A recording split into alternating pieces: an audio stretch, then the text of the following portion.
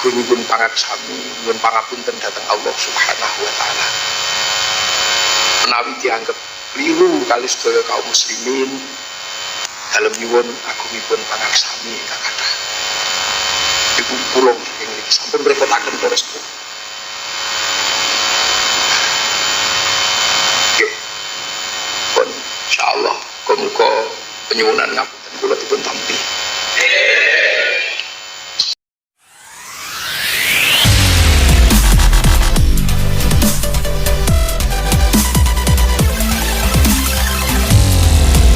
Judulnya peringatan Maulid Nabi. Yang kamu peringati apa ini Nabi Muhammad?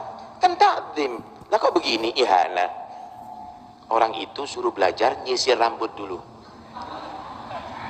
Jadi orang itu, Pak, saya nggak panggil kiai Anda, inti belajar cara nyisir rambut, cara merawat badan, biar nggak serem inti. Bukan minta maaf sebenarnya yang paling penting itu. Menyatakan tobat dan syahadat lagi.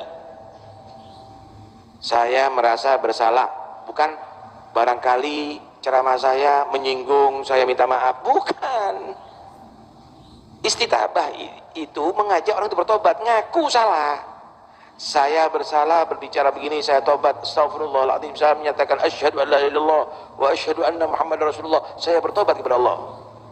Itu istitabah, bukan minta maaf. Istitabah itu bukan, itu istitabah, ngakui kesalahan, begitu loh.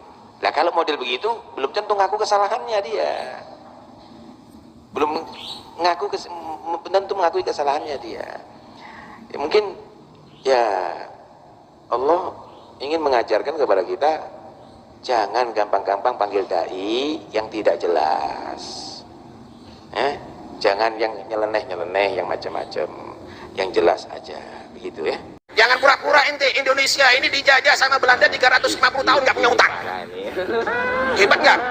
Sebelumnya juga dijajah nggak punya utang, diteruskan sama Jepang nggak punya utang, datang lagi Belanda, datang lagi Inggris nggak punya utang, datang lagi Belanda, datang lagi Inggris nggak punya utang.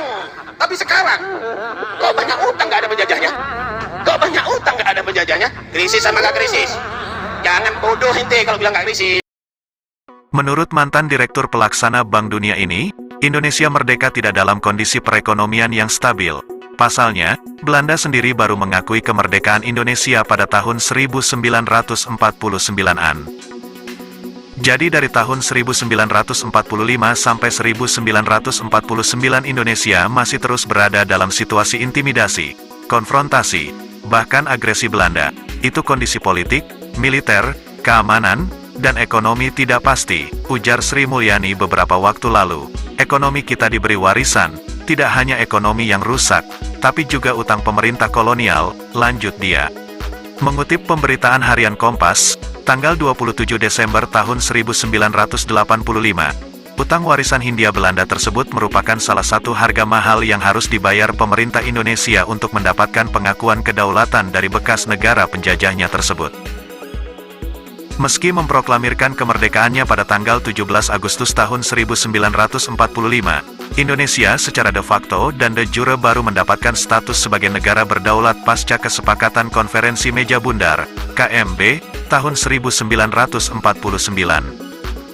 Diketahui bahwa dana yang digunakan Belanda untuk melakukan agresi tersebut merupakan pinjaman dari Amerika Serikat kala itu, mencanangkan program Marshall Plan yang menggelontorkan bantuan ke sejumlah negara di Eropa.